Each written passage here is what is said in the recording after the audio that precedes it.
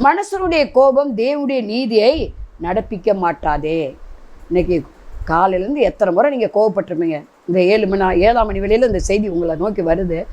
காலையிலேருந்து எத்தனை தேவையில்லாமல் கோவப்பட்டிருப்பீங்க. எடுத்ததுக்கெல்லாம் கோபம். ஒரு அம்மா சொன்னாங்க, அவங்க ஒரு வீட்டில் வேலை பார்க்குறாங்க. அந்த பையன் ஒரே பையன்தான்.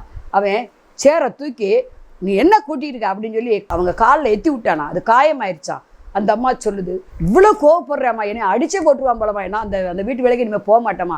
அவங்க 7500 கொடுக்குறாங்க.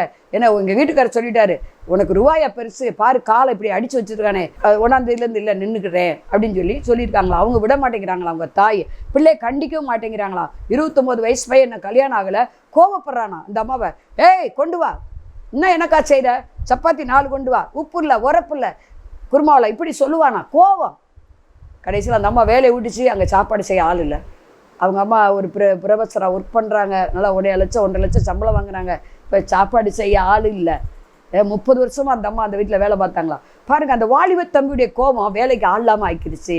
மனுஷனுடைய கோபம் நீதி நடப்பிக்க முடியாது. மனைவிட்ட கோவப்படாதீங்க, புருஷன்கிட்ட கோவப்படாதீங்க. சில பேர் புருஷனை அடிக்க முடியாது. உடனே என்ன செய்வாங்க, வீட்டில் உள்ள ஜாமான் டம்முன்னு உடைப்பாங்க, அங்கிட்டு தூக்கி போடுவாங்க, இங்கிட்டு தூக்கி போடுவாங்க.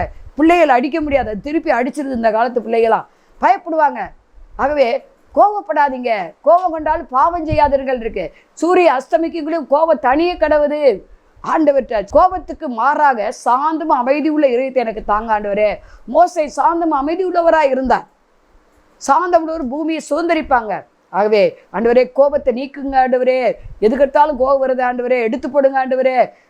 ஒரு சௌகரி அப்படித்தான். ஒரு இடத்துல வேலை பார்க்காது. அங்கே யாராவது அந்த ஆஃபீஸர் சொன்னாங்கன்னா விட்டுரும், கோவப்பட்டுட்டு இருந்துடும். பாருங்கள், எனக்கு வேலை இல்லாமல் வீட்டு வாடகை கொடுக்காம கஷ்டப்பட்டு இருக்குது. இது தேவையா உனக்கு? கோபத்தை நீ யூஸ் பண்ணதுனால வேலையை இழந்துட்ட. ஆகவே வேலை பார்க்குற இடத்துல, தொழில் பார்க்குற இடத்துல, குடும்பத்தில், ஊழிய பாதையில் நீங்கள் என்ன செய்ய, கோவப்படாதீங்க. அன்பு, சந்தோஷம், சமாதானம் நிறைந்தவங்களாக இருங்க.